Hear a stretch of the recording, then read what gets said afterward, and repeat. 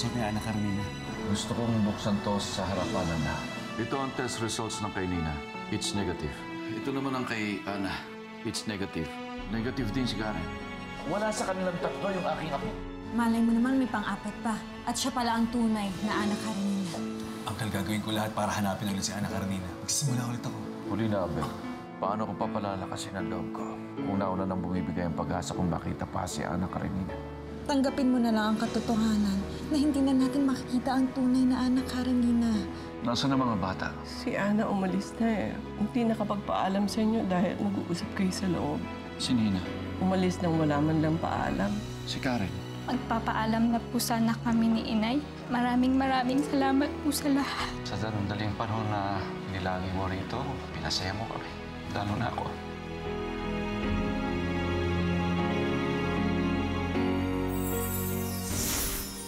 Naya ko na nito. Kaya ko na to. Sige na. Oh, nandito na pala si Ana. Ana, anak. Bakit ngayon ka lang? Kanina ka pa namin hinihintay. Tsaka bakit ang dami mong dalang gamit? Lumabas na po yung resulta ng DNA test. Anong sabi? Anong sabi? Ano?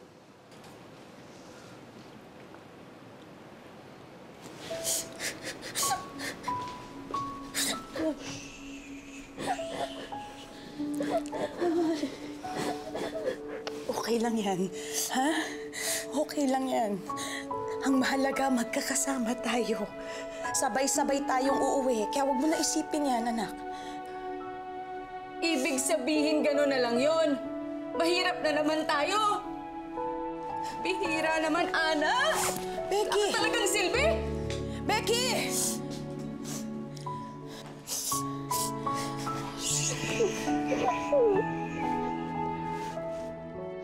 Oh my God! I can't believe na negative silang tatlo.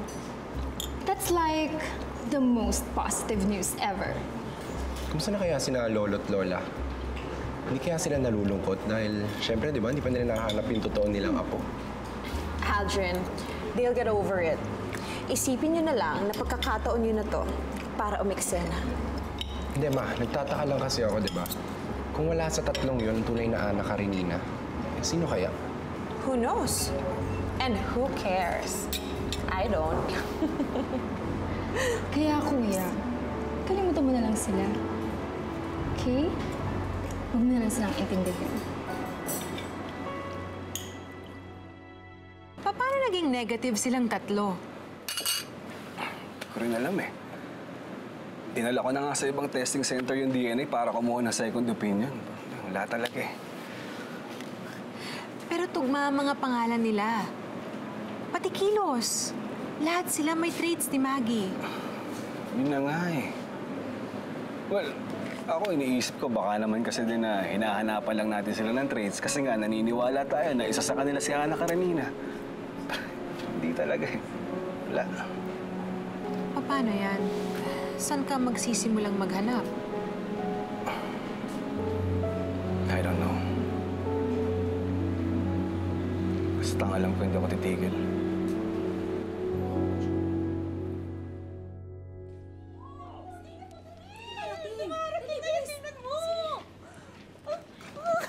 Ay, nako. Tingnan mo ang nagbabalik. Ang mag-inang mayaman daw. Mag-inang mayabang ka mo. Wala namang ibubuga. Oh, ano naman ang ginagawa niyo dito, ha? Dito na ho kami ulit titira. Upahan ho sana namin yung paupahan nyo. Che! Naku, pwede ba? Matapos niyo akong pagmalakihan, ha? Matapos niyo akong konsumin, babalik kayo dito? Ay nako, wala na. Pinaupahan ko na sa iba. May uupa na. Doon sa marunong magbayad na hindi katulad ninyo, mga palasubas. Pero Alin, kasi wala na po kaming matutuluyan eh. Ano naman ang pakialam ko, ha? Pakialam ko sa inyo. Alam mo, Susie, kung ako sa'yo, puntahan mo yung ex-bugaw mo, si Kadyo. Nandoon sa kabilang barangay. May bago siyang lungga doon. Total naman eh, doon kayo napapagay. Ay, tara na nga! Ay, Alin, tas...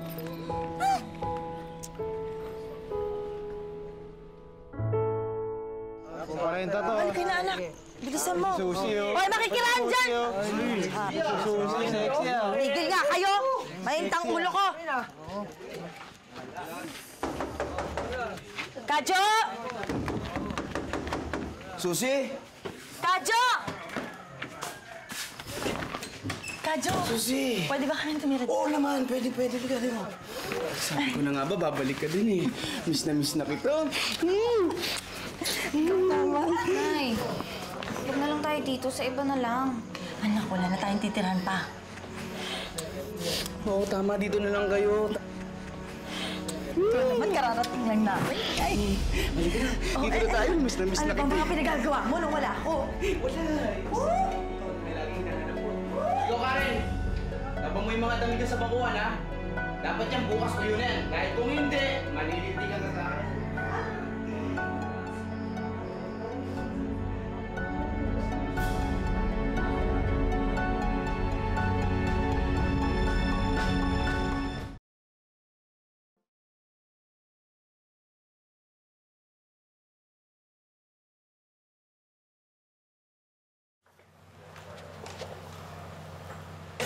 Ano yung tinitingnan mo? Sketchpad ni Nina. Tignan mo, oh. Meron pa siyang dedication. Thanks for the memories. Nina. Tignan mo to, oh. Oh. Ito yung nagsasayaw kami ni Karen, ah. Ayan! Oh! Nilala pa ganun, pa ganun. Ayan! Tignan mo to. Kami ni Ana.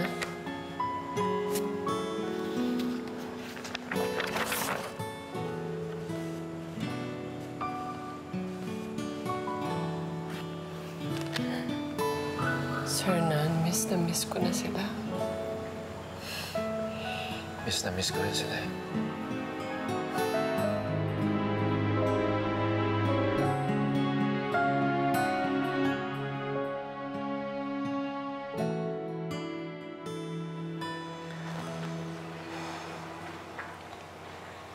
Paano na tayo ngayon? Mamamatay na ba tayo? Papatayin na ba tayo ng mga pinagkakautangan mo? Hindi pa naman. Binibenta ko na ng piecemeal mga assets ko. Eh, nilagay ko na rin tong bahay na to na for sale. Enough na ba yun? Well, enough para makakuha na extension, para makapag-isip pa ako ng mga paraan. At pagkatapos, ano? You know, Nina, I was hoping talaga na... Sorry, binigo kita. Ano pa nga ba magagawa ko? Ganun yata talaga. Hindi naman mabibigyan ng solusyon ang pangalan mo ang mga problema ko.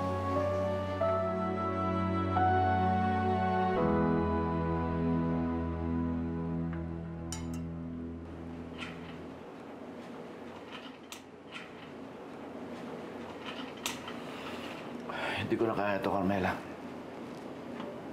Masyadong tahimik. Hindi na ako sanay. Anong gusto mong gawin, Sir Nan? Gusto kong bumalik sa dati. Gusto kong tumawa uli. Gusto kong maging lolo ulit. Pero, Sir Nan, hindi pa natin nakikita si Ana Karenina. At hindi ko alam kung matatagpuan pa natin ang apo natin. Carmela, nakita na natin ang mga apo natin. Nakita na natin si Ana Karenina. Mga apo? Tinutukoy mo ba yung tatlong bata? Oo. Silang tatlo. Gusto ko silang pabalikin uli dito. Pakiramdam ko para akong mamamatay sa lungkot kung wala sila dito, eh. Kung papayat ka, Carmela, gusto kong makasama ulit ang mga apo natin. Of course. Wala na akong iba pang hihilingin kundi makasama muli si Ana, si Karen at si Nina.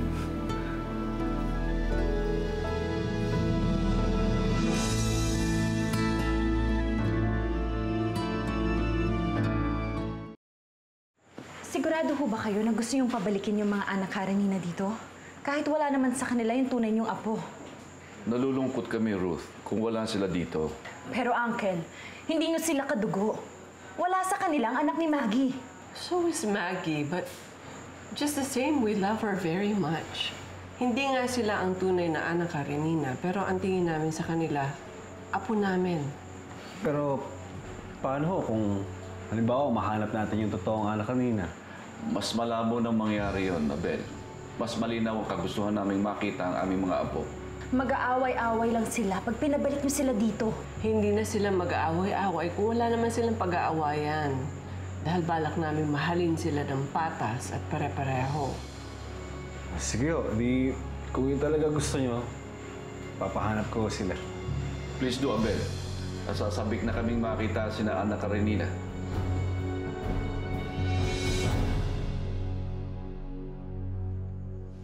Ay,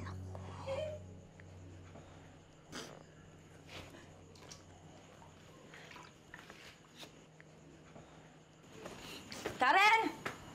Nay! Karen! Nay! Karen, may naghanap sa'yo. Ano ka? Uy! Kadyo! Kadyo! Kadyo, bangon! Ay! Karen, Pasensya na ko kayo, ha? Mahirap lang ko kami. That's okay. It's quite charming. Lolo, Lola, ano pong ginagawa niyo dito? Susi, Karen, gusto sana namin bumalik kayo sa bahay. Nay, I'm back! I'm back! Maliligo na po ako, Nay. Maliligo lang ako, ha? Siya na bahala dito, ha? Sige po.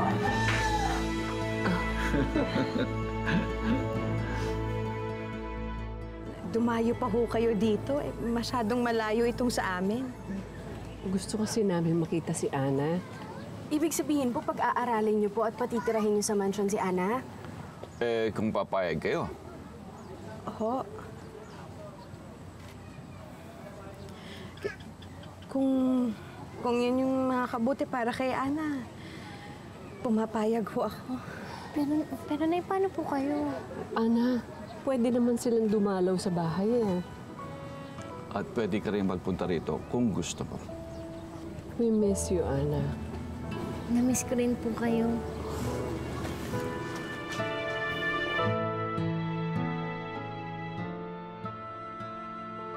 Gusto niyo pong bumalik ako sa inyo kahit negative yung results ng test ko? Nina, negative lahat ng results. Pero ibig sabihin po nun, hindi tayo magkaano-ano. We're inviting you back, Nina. Nalulungkot kasi kami nang wala kayo sa bahay. We miss you, Nina. Excuse me. What do you mean? Are you thinking of adopting my daughter? Napalapit na kasi siya sa akin eh. At gusto sana namin mas makilala pa siya. Na-realize kasi namin na kahit hindi sila hinahanap namin, kailangan pa rin namin sila.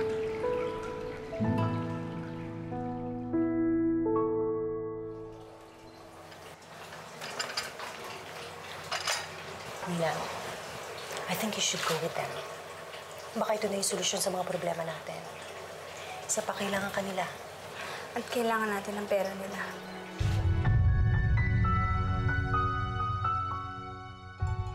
Dad, pwede bang huwag na lang ako sumama sa dinner? Total, wala pa naman si Mami. Oo, pero doon na lang tayo makikita ng mami mo sa resto. Dad, hindi rin naman kasi ako gaganahan dyan. I don't care about that dinner. Para lang dun sa 3 anak Karenina, para sa pagbabalik nila. Carla, ito yung gusto ng lola at lola mo. Are you telling us, Dad, na aampunin ni na lolo at lola ang 3 anak Karenina? Well, ito ang gusto ng lola at lola mo eh. Kahit hindi sila yung totoong anak Karenina? Kahit pa.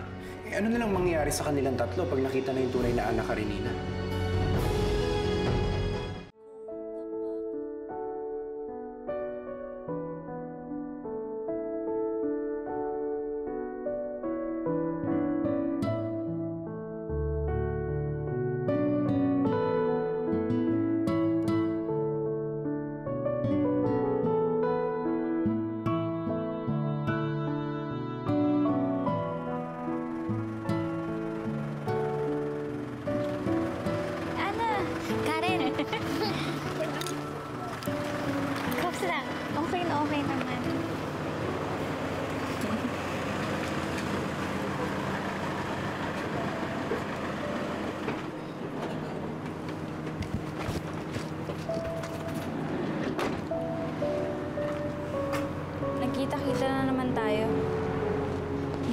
di ba?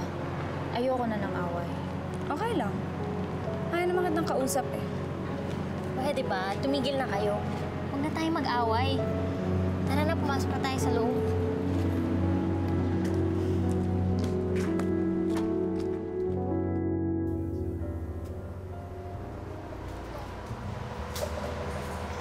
Mga apo.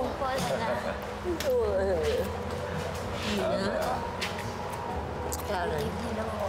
Evening. Karen. Upo na kayo. Dito ka lang, Karen. Nina, dito ka na. Ana, dito ka.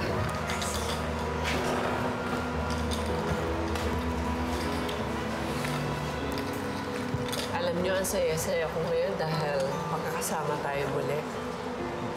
Kahit ilang awit ay aking aawitin hanggang ang himig ko'y Bukas ang bahay namin para sa inyong tatlo.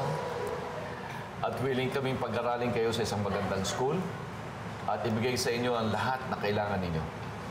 Talaga po, Lolo? Salamat po. Ako nga po, akala ko babalik na naman ako dun sa looban namin. Mahal pa rin pala talaga ako ng Diyos. Ano pong kapalit? Kapalit? Nina, walang kapalit. Gusto lang namin na tawagin mo kami at tratuhin na parang lolo at lola ninyo. Naisip kasi namin, wala nang saysay pa yung paghanap sa tunay na anak ka rin niya dahil nakita na namin kayong tatlo. I can't believe this.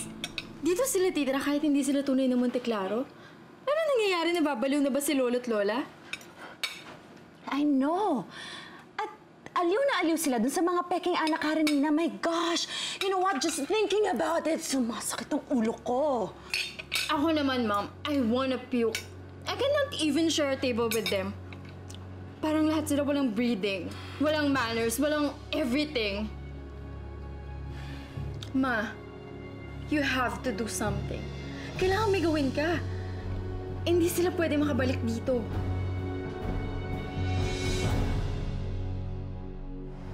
You mean dahil kami na yung mga apo niyo, hindi niyo nahahanapin yung nawawalan yung apo? Of course not. Hahanapin pa rin namin ang tunay na anak ka rin, Nina. Pero hanggat hindi siya nakikita, gusto sana namin makasama kayong tatlo. Alright! Balik-mancha na naman ako. Sige. Magsimula na tayo. Kain na kayo. Abel. Go ahead, go ahead. Kain, Abel. Okay. Sakit yung ulo ni Ruth kaya hindi na nakasama. Si Carla naman po opted to stay. Sasamahan daw po niya si Mami eh. Sayang naman. Masaya pa naman kami dito. Oo nga, dahil makakasama namin uli ang aming mga apo. Welcome back, Ana. Karen.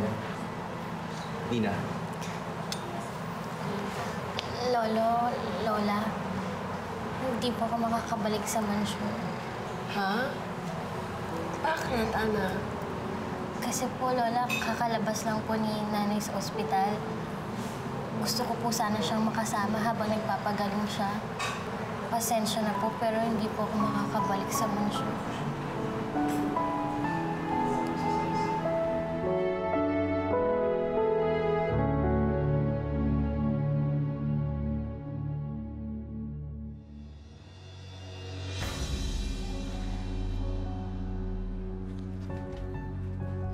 Ana Karenina, andyan ang sasakyan. Halika na!